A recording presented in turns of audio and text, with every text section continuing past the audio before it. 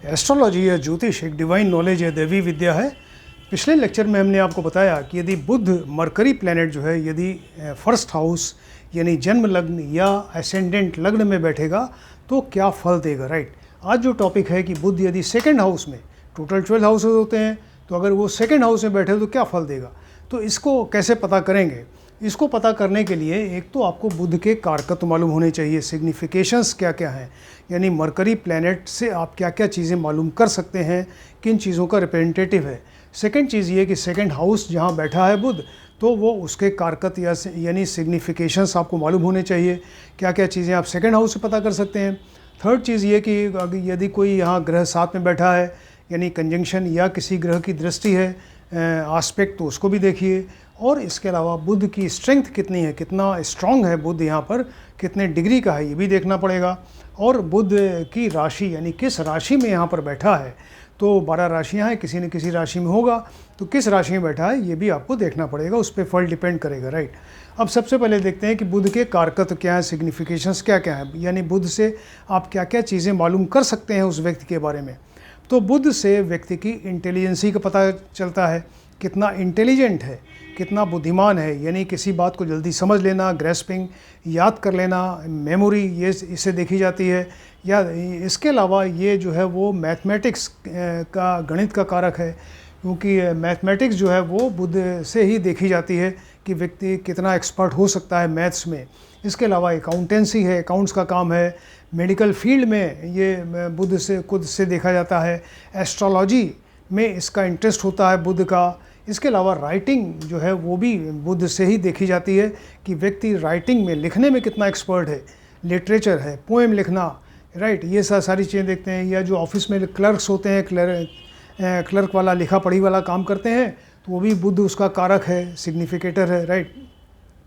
इसके अलावा ये म्यूज़िक में इसको इंटरेस्ट होता है बुध को, तो म्यूज़िक में भी स्पेशली जो इंस्ट्रूमेंटल म्यूज़िक है, बजाने वाली म्यूज़िक है, वाद्य म्यूज़िक, उसका ये कारक है, राइट।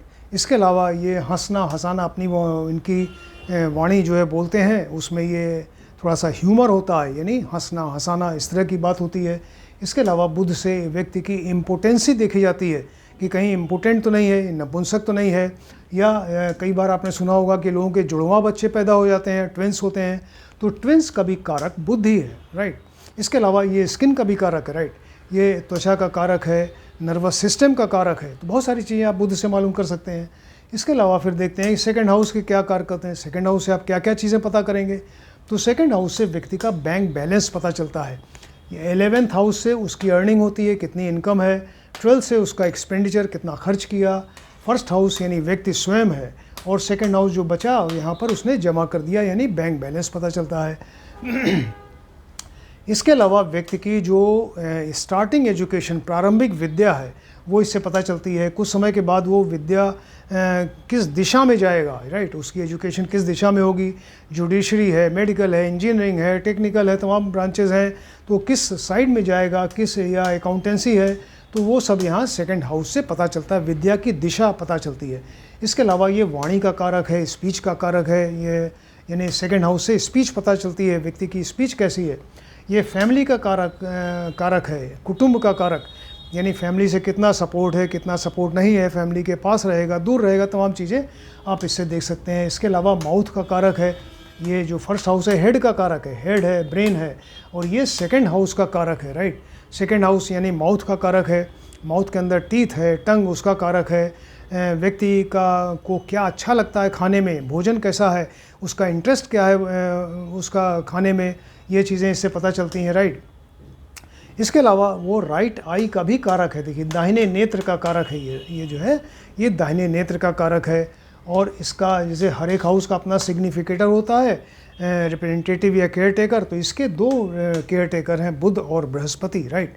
सेकंड हाउस के बारे में अगर आप कुछ प्रेडिक्ट कर रहे हैं तो आपको बुध और बृहस्पति को भी देखना पड़ेगा, राइट। ये तो ये हुआ।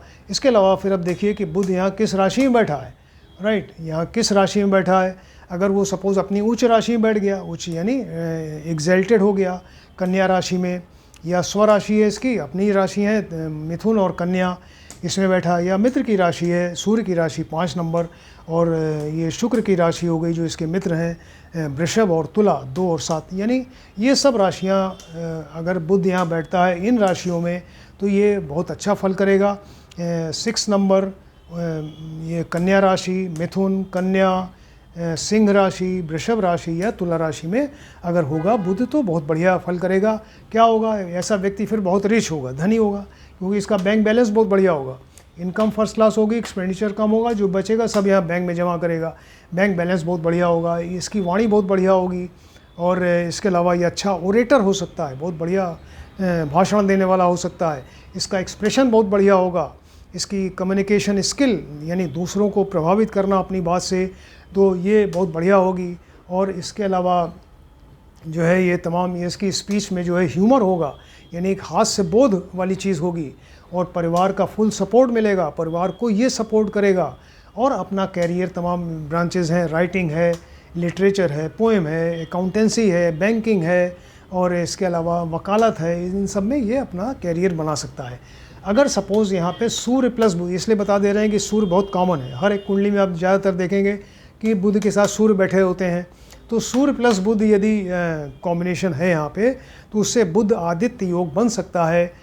आदित्य का मतलब होता है सूर्य, बुध प्लस सूर्य, तो बुध आदित्य योग बनता है। ऐसा व्यक्ति बहुत ज़्यादा इंटेलिजेंट होता है और बहुत ही क्लेवर चालाक टाइप का होता है, और अपने लाइफ में बड़ा ही प्रैक्टिकल माइंडेड होता है, राइट, ये इससे पता चलता है, राइट। अब सपोज़ अगर बुध यहाँ पे अपनी नीच राशि में बैठ गया, नीच राशि इसकी मीन राशि है, पिशीज राशि, गुरु की राशि, तो अगर ये यहाँ पे 12 नंबर राशि नीच का नीचे हो जाता है, डिबिलिटेटेड, या शत्रु इसको, इनके शत्रु हैं चंद्रमा, उनकी राशि है 4 नंबर, या कैंसर या कर्क राशि में अगर बैठेगा तब ये अच्छा फल नहीं देगा। व्यक्ति उतना इंटेलिजेंट नहीं होगा, ग्रेस्पिंग पावर इसकी, समझना, याद करना यानी मेमोरी वीक होगी, कंफ्यूज्ड रहेगा, अपनी बात को ठीक से एक्सप्रेस नहीं कर पाता, कम्युनिकेशन स्किल कम होगी, लोग इसको धोखा दे सकते हैं, वाणी अच्छी नहीं होगी, वाणी से लोग नाराज़ होंगे इसकी वाणी से, राइट।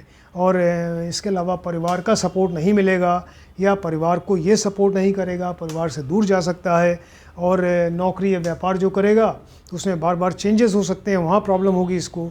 इसके अलावा स्किन है और नर्वस सिस्टम से रिलेटेड कोई बीमारी हो सकती है, वाणी की वजह से प्रॉब्लम हो सकती है, इसकी वाणी में दोष हो सकता है, कुछ लोग हकला के बोलते हैं जैसे स्टैमरिंग, या कुछ लोग तुतला के बोलते हैं उसको कहते हैं बैबलिंग, या कुछ लोग अटक अटक के बोलते हैं उसको कहते हैं स्टटरिंग। तो ये इस तरह की प्रॉब्लम यहाँ पे हो सकती है। तो ये कितना इजी हो जाता है अगर आपको ये मालूम है बुध के कारकत, सेकंड हाउस के कारकत किस राशि में बैठा है, तमाम चीज़ें अगर आइडिया है आपको, तो आप ये सेकंड हाउस में क्या उसका फल होगा, प्रेडिक्शन होगा, आप बुध को देख के बता सकते हैं। आप इस सब्जेक्ट को ध्यान से देखें, स्टडी करिए। किसी ने अगर अपना ये हमारा चैनल सब्सक्राइब नहीं किया है, काइंडली इसको सब्सक्राइब करें, और जिससे कि आप आने वाले सब वीडियो आप देख सकें, समझ सकें कंटिन्यूशन में, और आप भी ज्योतिष सीखिए। Thank you.